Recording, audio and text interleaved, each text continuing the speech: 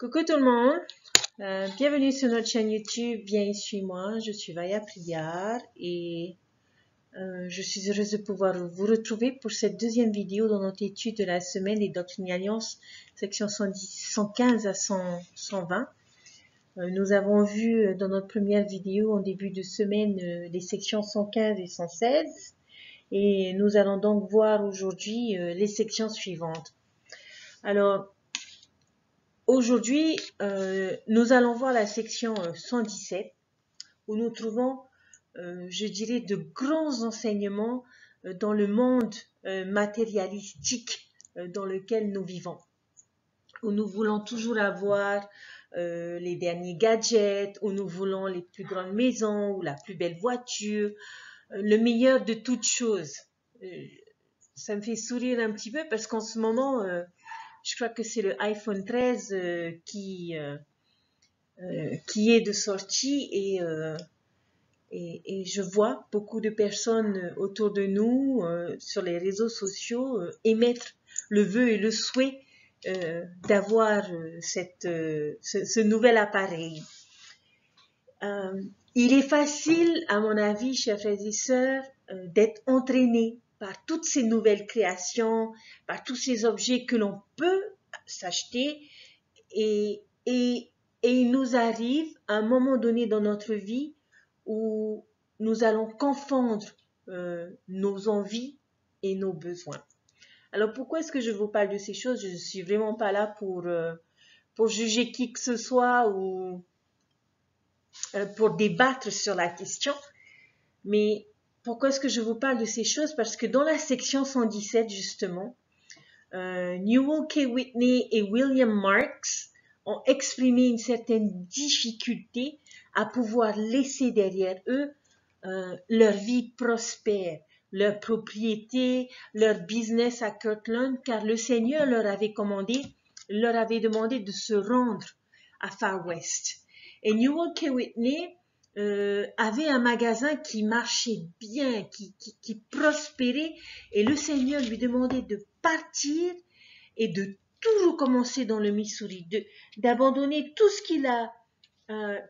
qu'il avait réussi à mettre en place, à créer et à engendrer, et qui lui permettait aujourd'hui d'avoir une certaine aisance et une certaine prospérité. Et j'aimerais que nous puissions nous mettre à la place de Newell K. Whitney. Si le Seigneur venait nous voir et nous demander d'abandonner tout ce que nous avons pour nous rendre dans un autre pays pour le servir ou pour édifier son royaume, quelle serait notre réaction? Serons-nous disposés à laisser derrière nous tout ce que nous avons pu, peut-être pour certains, pris toute une vie à bâtir et à obtenir parce que le Seigneur nous commande de partir, d'abandonner ces choses et de partir. C'est ce qui est arrivé à Newell K. Whitney et à William Marks. Alors nous allons aller, si vous le voulez bien, chers frères et sœurs, dans nos écritures, et nous allons nous concentrer sur quelques versets, notamment les versets 4 à 8 de la section 117. Et voici ce qu'il est dit. Qu'ils se repentent de tous leurs péchés et de tous leurs désirs cupides devant moi, dit le Seigneur. Car que sont les biens pour moi, dit le Seigneur? Que les propriétés de Kirtland soient liquidées pour les dettes, dit le Seigneur. Laissez-les aller, dit le Seigneur, et que ce qui reste demeure entre vos mains, dit le Seigneur. Car n'ai-je pas fait les oiseaux du ciel, ainsi que les poissons de la mer et les animaux des montagnes? N'ai-je pas fait la terre? Ne tiens-je pas des destinées de toutes les armées des nations de la terre? C'est pourquoi ne ferais-je pas bourgeonner et fleurir les lieux solitaires et ne les ferais-je pas produire en abondance, dit le Seigneur?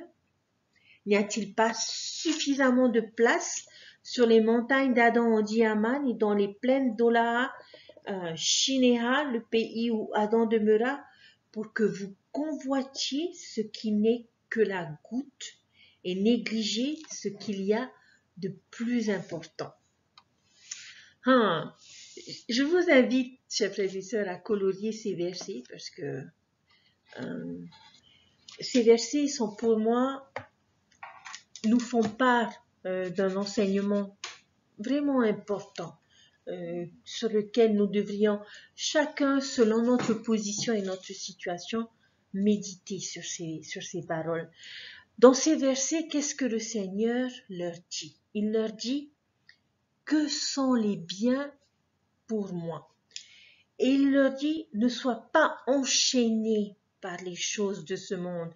Le Seigneur lui rappelle que c'est lui qui a tout créé, que tout ce que Newell K. Whitney et William Marks avaient, que c'était lui qui avait tout créé. Et il dit à Newell, et j'aime beaucoup l'expression, laisse aller. Waouh! Laisse aller. Qu'il se détache de ses possessions et qu'il prenne soin de lui qu'il prendra soin de lui comme dans le verset 10, comme il prend soin des oiseaux dans le ciel, comme il prend soin des poissons dans la mer. Et j'aime bien aussi quand il dit, ne ferai-je pas bourgeonner et fleurir les lieux solitaires et ne les ferai-je pas produire en abondance? J'aime bien aussi lorsque au verset 8, le Seigneur dit que sa propriété auquel Whitney était attaché ne représentait, et j'aime beaucoup ce mot, je l'ai entouré, qu'une goutte. Pour que vous convoitiez ce qui n'est que la goutte. Et d'une certaine manière, le Seigneur est en train d'expliquer à Whitney que toutes ces choses pour lui sont insignifiantes. Cela n'est qu'une goutte dans l'océan du Seigneur. Et ces mêmes choses auxquelles nous nous attachons aujourd'hui sont des choses, malheureusement, chers frères et sœurs, que nous ne pourrons pas emporter avec nous. Alors, sachant que nous ne pouvons pas emporter ces choses avec nous, ne pensez-vous pas que cela devrait être facile pour nous de nous en détacher? Le Seigneur souhaite, et en tout cas c'est ce que je pense que l'on peut retenir et apprendre de cette expérience et de cette section 117, le Seigneur souhaite que nous accordions plus d'importance et plus d'efforts à fortifier notre foi, à fortifier nos relations familiales, à fortifier notre connaissance, à fortifier notre service. Si vous saviez que vous deviez mourir demain, que feriez-vous de votre temps? Chers frères et sœurs, je ne pense pas que l'on serait au travail à essayer de gagner plus d'argent. Mais je pense sincèrement que nous serions avec les gens que nous aimons et que nous ferions ce qu'il y a de plus important pour chacun d'entre nous. Lors du jugement, l'on ne tiendra pas compte, chers frères et sœurs, de notre compte en banque ou de notre grande maison ou des choses qui pour nous pourraient avoir de l'importance et qui sont si insignifiantes aux yeux de notre Père Céleste. Mais ce que le Seigneur nous enseigne par là, c'est que, à travers cette expérience, c'est que nous ne devons pas mettre notre cœur dans ces choses et que nous devons placer notre confiance dans le Seigneur et faire ce qu'il nous commande. Et si nous devons nous détacher de ces choses matérielles, faisons-le. Chers frères et sœurs, il y a beaucoup de personnes aujourd'hui, l'on ne nous demande pas d'abandonner nos biens, d'abandonner notre maison pour pouvoir participer à l'œuvre de Dieu et pour pouvoir édifier le royaume de notre Père Céleste. La seule chose pour le moment que le Seigneur nous demande de sacrifier. C'est notre temps. Et beaucoup de personnes estiment avoir trop de travail, trop de responsabilités au travail, pour ne pas avoir le temps de se rendre à une réunion parce qu'ils ont été fatigués par leur journée, ou n'ont pas le temps de faire leur service pastoral, ou refusent un appel parce que leur travail prend trop de place, trop de temps, et qu'ils n'ont pas assez de temps pour leur famille. Alors si j'ai un appel, j'aurai encore moins de temps avec ma famille. Chers frères et sœurs, puissions-nous nous rappeler qui nous a donné les dons divins qui nous permettent d'avoir peut-être un bon travail ou d'avoir une bonne situation. Ces choses après lesquelles nous courons aujourd'hui doivent être les choses de Dieu et non les choses de l'homme. Bien sûr que le Seigneur peut nous bénir en nous permettant de vivre dans un certain confort, de vivre et d'apprécier ces nouvelles technologies, de pouvoir apprécier ce que le monde crée pour améliorer notre confort. Mais il est important, chers frères et sœurs, que notre cœur ne soit pas placé dans ces choses, mais que nous puissions, lorsque le Seigneur nous demandera de le servir, que nous le fassions sans hésitation, sans nous poser de questions, et surtout en mettant les priorités là où elles devraient être. Le Seigneur nous bénit grandement dans notre vie. Ne pensez-vous pas que ce serait la moindre des choses de participer de la meilleure des façons à pouvoir édifier son royaume? Je le pense sincèrement. J'imagine combien ça a dû être difficile pour ses frères lorsqu'ils ont reçu cette révélation et que le Seigneur leur demandait d'abandonner ces choses pour se rendre dans le Far West pour pouvoir édifier son royaume. Nous n'avons pas, en tout cas, je le pense, eu l'opportunité d'entendre le Seigneur nous demander d'abandonner ces choses pour le servir. Alors puissions-nous, lorsqu'il fait appel à nous, être présents et donner le meilleur de nous-mêmes. Nos jeunes quittent le confort de la famille et de la maison familiale pour pouvoir servir le Seigneur. Alors s'il vous plaît, chers frères et sœurs, trouvons le temps, consacrons du temps à notre Sauveur et à notre Père Céleste pour les aider à édifier leur royaume sur terre. C'est la moindre des choses, ne pensez-vous pas, chers frères et sœurs? Dans la section 117, l'on nous parle également d'un homme qui est Oliver Granger. C'est ce qu'on lit dans le verset 12 où il est dit « Et de plus, je vous le dis, je me souviens de mon serviteur Oliver Granger. Voici en vérité, je lui dis, que son nom sera tenu en mémoire sacrée de génération en génération pour toujours et à jamais, dit le Seigneur. » Waouh! Quelle louange! Quel bel éloge!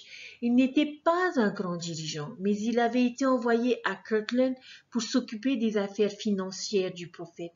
Il était juste un homme ordinaire avec une tâche temporelle à accomplir.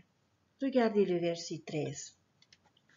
C'est pourquoi il combat avec ardeur pour la rédemption de la première présidence de mon Église, dit le Seigneur.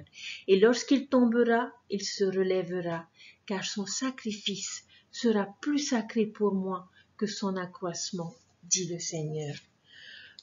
À travers ce verset, le Seigneur rend hommage à cet homme.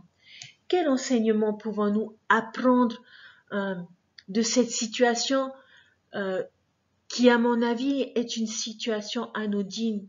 Pouvons-nous nous voir en tant qu'Oliver Granger? Peut-être que certains d'entre nous nous songeons à notre contribution pour l'Église et nous nous demandons si cela a de l'importance, si cela compte, si certaines tâches que l'on nous confie au sein de l'Église, au sein de notre paroisse, au sein de notre pieu, ont de l'importance et certains d'entre nous peuvent également penser ne pas avoir de dons nécessaires pour pouvoir briller dans l'œuvre de Dieu. Nous pouvons nous sentir accablés par nos échecs, par nos difficultés, et en tant que disciples, il nous arrivera bien sûr d'échouer, de rencontrer des difficultés, mais comme Oliver Granger, nous nous relèverons. Président Monson, lors d'un discours partagé en conférence générale, avait partagé un poème que j'aime beaucoup et que j'aimerais partager avec vous aujourd'hui. Ce poème dit ceci: attache-toi à ta tâche jusqu'à ce qu'elle s'attache à toi. Ceux qui commencent sont nombreux, mais ceux qui finissent sont bien peu. L'honneur, le pouvoir, le rang et les louanges seront toujours pour celui qui reste et persévère. Attache-toi à ta tâche jusqu'à ce qu'elle s'attache à toi. Courbe-toi à la tâche, sue à la tâche et souris à la tâche, car en te courbant, en suant et en souriant, les victoires de la vie te seront accordées. J'aime beaucoup ce poème qui est d'un auteur inconnu et qui a été partagé par différents dirigeants et notamment par Président Monson. Oliver Granger était le genre d'homme qui s'attachait à la tâche jusqu'à ce qu'elle s'attache à lui. Et le Seigneur fit la promesse dans la section 117 que son sacrifice serait plus sacré que son accroissement. Le Seigneur bénit toujours ceux qui font des sacrifices pour lui. Mais la promesse ici est que le sacrifice en lui-même aura plus d'importance pour nous et Dieu. C'est dans la difficulté, chers frères et sœurs, et je ne pense pas que vous pourriez me dire le contraire, mais c'est dans la difficulté que nous apprécions un résultat. C'est comme gravir le mont Aorei, où nous avons des difficultés, nous avons les jambes écorchées, nous avons des courbatures, nous avons mal au dos à cause de notre sac qui est lourd. Mais une fois que nous arrivons tout au sommet et que nous nous retrouvons face à la vue magnifique et à la végétation luxuriante qu'il y a autour de nous, eh bien, toutes ces courbatures, toutes ces écorchures sont oubliées en un instant. Oliver Granger avait compris ces promesses. Et la section 117 que nous étudions doit nous permettre de nous aider à nous souvenir et à reconnaître ces personnes. Il est important, chers frères et sœurs, de reconnaître les efforts de chacun à bâtir le royaume de Dieu, aussi petite que soit la tâche. Et regardez ce que le Seigneur dit dans le verset 15 de la section 117. C'est pourquoi que nul ne méprise mon serviteur Oliver Granger, mais les bénédictions de mon peuple seront sur lui pour toujours et à jamais. Quelle belle bénédiction! Que nul ne méprise ces personnes, chers frères et sœurs. La section 117 nous parle de sacrifice. Nous allons maintenant voir dans la section 118 ce que je pourrais appeler les conséquences de nos sacrifices. Dans la section 118, un appel est donné à un certain nombre de dirigeants et qui devaient servir en Angleterre un peu comme ce qui se fait aujourd'hui. Les saints ne sont plus dans le Missouri où ils ont été chassés, ils sont dans l'Illinois. Et l'ordre d'extermination avait été lancé et Joseph Smith et Hyrum Smith, à ce moment-là, sont dans la prison de Liberty depuis un bon moment.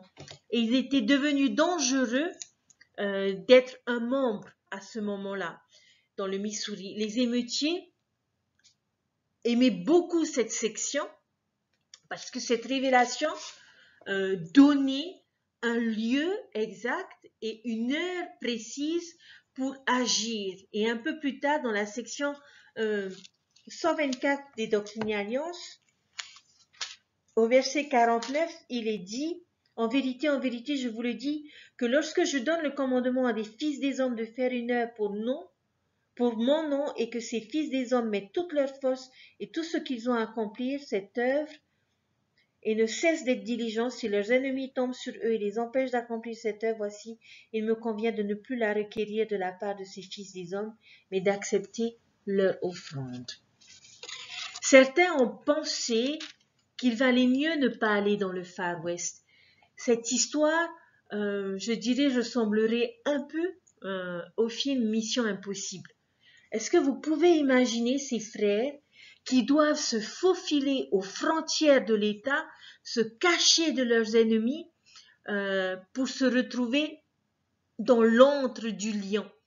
La prophétie que l'on trouve dans la section 118 disait qu'ils devaient quitter le Far West le 26 avril. On imagine que les émeutiers étaient probablement sur place à les attendre. Et ils sont donc arrivés sur place à peu près vers minuit. Ils sont entrés dans le temple et ont tenu leur conseil et ont posé les fondations du temple. Ils ont bâti au coin sud-est du temple et c'est d'ailleurs dans ce coin sud-est que l'on retrouve la pierre angulaire du temple de Far West. Lorsque j'ai lu cette section 118 et lorsque l'on parle de cette pierre angulaire, je l'ai personnellement associée à la pierre de l'obéissance. On pourrait appeler cette attitude, l'attitude de ses frères, la grosse pierre d'obéissance. Être disposé à mettre sa vie en danger pour pouvoir accomplir ce que le Seigneur leur avait commandé. C'est le genre d'obéissance où l'on dit je vais faire ce que Dieu attend de moi, même si j'ai toutes les excuses pour ne pas le faire, parce que c'était le cas. Ils auraient pu dire au Seigneur, mais Seigneur, tu te rends compte, les émeutiers sont au courant de notre venue, ils nous attendent, ils veulent nous exterminer. Seigneur, tu peux comprendre qu'il vaut mieux pour notre vie, pour notre famille, que nous n'y allons pas. C'est ça la pierre d'obéissance. C'est faire ce qui est attendu de nous, même si nous avons toutes les excuses et les raisons pour ne pas suivre les recommandations et ne pas obéir au commandement du Seigneur. Et que peut-être que Dieu accepterait nos excuses, mais nous décidons de le faire quand même. C'était ce genre d'obéissance, chers frères et sœurs, que Brigham Young, Wilford Woodruff et John Taylor avaient. Parfois, nous pouvons être dans une situation similaire lorsque nous avons de bonnes raisons de ne pas obéir ou de ne pas suivre un commandement ou un conseil de nos dirigeants ou de notre prophète. Mais je crois et je vous témoigne que le Seigneur nous bénirait 2 fois plus si nous le faisons quand même. Et je ne sais pas si vous avez vu le film Les chariots de feu, mais dans ce film, dans cette histoire, c'est l'histoire d'un coureur champion qui refuse de participer à la course olympique parce que cette course se déroulait le jour du sabbat. Peut-être qu'on pourrait expliquer qu'il s'agit de circonstances exceptionnelles. C'est quand même les Jeux olympiques et que l'on pourrait juste une fois faire une exception, mais pas lui. Il avait ce rocher de l'obéissance. Nous pouvons aussi nous trouver dans ces situations similaires. Lorsque j'ai lu la section et lorsque j'ai associé cette section à la pierre d'obéissance, j'ai pensé à quelqu'un qui aurait pu aussi, de par son statut sportif, faire des exceptions parce que c'est ce qui était attendu de lui. Et je m'en excuse d'avance auprès de cette personne et j'espère qu'elle ne m'en voudra pas de pouvoir partager son expérience. C'est quelqu'un que j'admire beaucoup et que je respecte beaucoup et que beaucoup d'entre nous connaissent. Il s'agit de président Errol Bennett. Nous connaissons tous l'histoire de ce grand sportif en Polynésie qui a fait partie des plus grands joueurs de football de la Polynésie. Et président Bennett a été baptisé et converti à l'Église. Et lorsqu'il a commencé à connaître cet évangile et à accepter ces nouvelles alliances à travers l'ordonnance du baptême, il était un grand joueur de football. Et parce qu'il avait le désir, et parce qu'il avait, je pense, le témoignage de cet évangile, il a décidé qu'il ne jouerait plus le dimanche et qu'il respecterait le commandement du Seigneur qui était de sanctifier le jour du sabbat. J'imagine quelles auraient pu être les réactions de ses coachs, du président de son club sportif après que la star de l'équipe décide et choisisse de ne plus jouer au football le dimanche. Je ne connais pas personnellement l'histoire dans les détails, si ce n'est à travers les récits et les expériences partagées par mon papa. Mais ce que j'ai cru comprendre, c'est que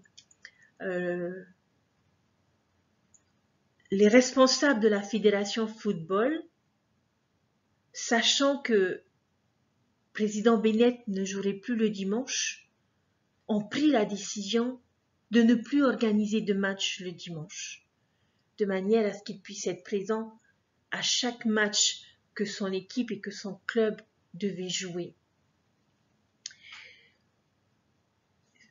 C'est ce genre de pierre d'obéissance, chers frères et sœurs, que président Bennett a décidé d'utiliser dans sa vie. Et nous voyons aujourd'hui les bénédictions qui ont découlé sur lui, sur sa famille et sur toute sa famille élargie, qui est une famille ancrée dans cet évangile avec un fort témoignage et qui sont des exemples aujourd'hui. Bien sûr que le Seigneur peut comprendre ces situations exceptionnelles, mais je pense sincèrement que le Seigneur se réjouit davantage lorsque ses enfants choisissent de lui obéir malgré tout. Nous n'avons pas besoin de nous retrouver dans une situation exceptionnelle comme celle-là pour montrer au Seigneur que nous sommes disposés à lui obéir. Ce peut être par des choses petites et simples, ce peut être comme jeûner, même si nous avons mal à la tête, ce peut être de choisir d'étudier nos Écritures malgré notre journée éprouvante, ou bien ce serait de payer notre dîme, même si notre budget est serré et que nous nous demandons comment est-ce que nous arriverons à payer certaines factures. Il y aura de nombreuses opportunités pour nous de montrer notre pierre d'obéissance à notre Père Céleste. Et bien souvent, ces occasions viennent rarement au bon moment. Et je prie, chers frères et sœurs, que nous ayons suffisamment de foi, le témoignage suffisamment grand, que malgré toutes les excuses que nous pouvons avoir, que nous pourrons montrer au Seigneur que malgré ces situations exceptionnelles, nous avons le désir de lui obéir, de garder ses commandements, de suivre ses instructions et de faire sa volonté. Et je sais combien nous pourrons être bénis dans notre vie pour avoir choisi de suivre le Christ et d'obéir à Dieu. Section 119, section 120 sont les deux dernières sections de notre étude de la semaine. Et ce sont les sections qui nous enseignent la loi de la dîme. Si nous lisons l'entête de la section 119, nous voyons que c'est à partir de là que le Seigneur relève les membres de la loi de consécration et d'intendance des biens. En lieu et place, la loi de la dîme sera instaurée et utilisée pour financer l'Église. En lisant ces sections, cela peut porter un peu à confusion lorsque l'on parle du surplus de leurs biens. Mes chers frères et sœurs, le Seigneur ne commande pas en toutes choses. Nous savons que nous devons donner 1/10 de notre revenu, de ce que nous gagnons, à nous à déterminer sur le salaire brut, sur le salaire net ou pas. Mais ce qui est certain, chers frères et sœurs, et ce qui est important, est que la dîme est surtout une affaire de dignité. Nous ne pouvons être considérés comme des membres dignes si nous ne faisons pas ce sacrifice. C'est pour cela que l'on nous pose la question lorsque nous sommes en entrevue pour notre recommandation pour le temple ou lorsque nous la renouvelons. La dîme fait partie des exigences du Seigneur pour déterminer notre dignité à franchir les portes de sa maison. La dîme, nous le savons tous, et ces choses sont répétées à nouveau dans ces sections. La dîme est utilisée pour administrer l'Église et tous ses programmes, pour les chapelles, pour les temples, pour les paroisses, pour les séminaires, pour les instituts, pour toute chose dans l'Église qui nécessite un budget, qui nécessite des finances. Et lorsque l'on réfléchit bien, et on en a discuté en soirée familiale avec les enfants, le Seigneur ne nous demande que 10% de notre revenu. Et il a la gentillesse et la générosité de nous laisser les 90%.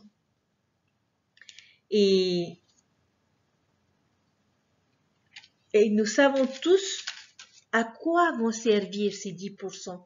Et lorsque nous réfléchissons bien, chers frères et sœurs, nous sommes ceux qui profitent de l'investissement de notre dîme. Regardons dans le verset 6 de la section 119 qui nous dit ceci. Et je vous le dis, si mon peuple n'observe pas cette loi pour la sanctifier, ni ne sanctifie le pays de Sion par cette loi, afin que mes lois et mes ordonnances y soient gardées, afin qu'il soit très saint, voici en vérité, je vous le dis, il ne sera pas pour vous un pays de Sion. Ce verset nous invite et nous enseigne que la dîme sert à bâtir Sion, que si nous ne suivons pas cette loi, alors ce ne sera pas un pays de Sion. Nous voyons combien le Seigneur est généreux en nous permettant d'avoir ces 90% et d'utiliser les 10% que nous lui versons pour nous bénir sous forme d'église, sous forme de temple, de programme. Mais en plus de cela, si l'on se rappelle et l'on se réfère à l'écriture que l'on trouve dans Malachie, le Seigneur nous promet d'ouvrir les écluses des cieux et de déverser ses bénédictions en abondance. Comment pouvons-nous aider, chers frères et sœurs, les personnes à comprendre la loi de la dîme? Souvent, lorsque nous enseignons la loi de la dîme et lorsque nous témoignons à son sujet, nous soulignons les bénédictions temporelles, immédiates et spectaculaires et facilement identifiables que nous recevons.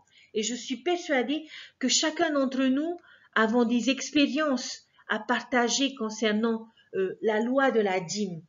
Dans Malachie, l'image des fenêtres des cieux est des plus instructives. Les fenêtres permettent à la lumière naturelle d'entrer dans un bâtiment. Et de même, la lumière et la perspective spirituelle se déversent à travers les fenêtres des cieux jusque dans notre vie lorsque nous respectons la loi de la dîme. Il y a certaines des bénédictions que nous recevons qui sont beaucoup plus subtiles et nous ne pouvons les détecter que si nous sommes à la fois attentifs et observateurs. Un jour, une sœur de la paroisse a rendu un témoignage et notamment a parlé de la loi de la dîme et avait exprimé le fait que tous les mois elle payait sa dîme et qu'elle souhaitait que le Seigneur lui accorde certaines bénédictions temporelles. Et elle ne voyait pas ces bénédictions temporelles arriver dans sa vie. Et en faisant le tour de son budget et en les comparant avec les années précédentes, elle s'était rendue compte que ses frais médicaux étaient beaucoup moins importants que les années passées et qu'elle avait été très peu malade. Et elle a fini par avoir le témoignage que ces frais médicaux qui avaient été diminués et qui devenaient presque inexistants étaient une bénédiction de la loi de la dîme. Parce que nous savons tous combien les frais médicaux peuvent être importants dans une vie. Peut-être, chers frères et sœurs, que nous voulons des choses extraordinaires, mais les bénédictions que nous recevons des écluses des cieux peuvent être une plus grande capacité d'agir et de changer notre situation au lieu d'attendre que quelqu'un ou quelque chose d'autre s'en charge. Les jeunes guerriers du livre de Mormon que l'on trouve dans Alma chapitre 53, 56 et 58 priaient sincèrement pour que Dieu les fortifie et les délivre des mains de leurs ennemis. Et il est intéressant de noter que les réponses à ces prières n'ont pas produit des armes supplémentaires ou augmenté le nombre de soldats. Non, au lieu de cela, qu'est-ce que Dieu leur a donné? Qu'est-ce que Dieu a accordé à ces guerriers? Eh bien, c'est l'assurance qu'il les délivrerait, la paix de l'âme, une grande foi et une grande espérance en leur délivrance en lui. Et ainsi, les fils d'Élamon prirent courage et étaient déterminés à vaincre et marchèrent de toute leur force contre les Lamanites. L'assurance, la paix, la foi et l'espérance peuvent ne pas ressembler initialement aux bénédictions que désire un guerrier au combat. Mais elles étaient précisément les bénédictions dont ces jeunes gens avaient besoin pour pouvoir marcher résolument et triompher physiquement et spirituellement de leurs ennemis.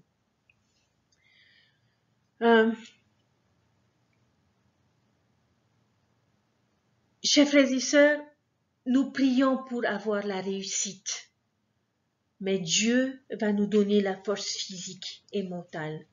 Si nous observons la loi de la dîme, les écluses des cieux s'ouvriront réellement et des bénédictions tant temporelles que spirituelles se déverseront sur nous, au point qu'il n'y aura pas assez de place pour les recevoir. Et si nous sommes attentifs et observateurs, nous aurons la bénédiction d'avoir des yeux qui voient plus clairement et des oreilles qui entendent avec plus de constance et un cœur qui comprend plus complètement l'importance et la subtilité des voies de Dieu, de ses pensées et de ses bénédictions dans notre vie. Le paiement de la dîme, chers frères et sœurs, est beaucoup plus qu'un devoir. C'est une étape importante dans notre sanctification personnelle. Notre obéissance à cette loi nous fera ouvrir les écluses des cieux et nous recevrons des bénédictions tant temporelles que spirituelles quand nous respectons la loi de la dîme. Chers frères et sœurs, c'est sur ces choses que je vais finir ma vidéo aujourd'hui. 3 mots importants que je voudrais que l'on retienne aujourd'hui. 1. Les sacrifices. Soyons disposés à faire des sacrifices pour le Seigneur, à ne pas mettre notre cœur dans les choses temporelles que nous n'emporterons pas avec nous, mais que nous puissions rechercher les choses spirituelles et participer et faire les sacrifices nécessaires pour participer à l'œuvre du Seigneur et à établir son royaume sur terre. 2. Notre pierre d'obéissance. Quelles que soient les situations exceptionnelles où nous pouvons avoir toutes les excuses pour dire au Seigneur, mais c'est exceptionnel, Père Céleste, je suis sûre que tu peux comprendre. Soyons prêts à lui dire, j'irai et je ferai. Montrons-lui que sa volonté est plus importante que la nôtre, plus importante que notre notoriété, plus importante que notre travail. Et la troisième chose, chers frères et sœurs, payons notre dîme. Chers frères et sœurs, si vous ne le faites pas, je vous invite à vous repentir, à changer et à faire ce qu'il faut pour que vous puissiez garder et obéir à ce commandement. Et je vous promets et vous témoigne que les bénédictions seront nombreuses, tant temporellement que spirituellement, sur vous et sur votre famille. Je vous témoigne que Dieu vit et qu'il nous aime et que toutes ces choses sont importantes. Je nous invite à relire ces sections de manière à ce que le Seigneur puisse s'adresser à nous personnellement et individuellement et que nous puissions avoir notre propre témoignage des principes et de la doctrine qui se trouvent dans ces révélations. Ces révélations étaient pour ces personnes et le sont encore pour nous. Parce que Dieu nous aime et a fait en sorte que ces choses soient à notre disposition aujourd'hui. Nous sommes bénis d'avoir un Père qui nous aime et qui attache beaucoup d'importance et beaucoup de valeur à chacun de ses enfants. Alors soyons à la hauteur de son amour, chers frères et sœurs, et faisons notre part, mais faisons-la comme il faut. Et je vous laisse toutes ces choses au nom de Jésus-Christ. Amen.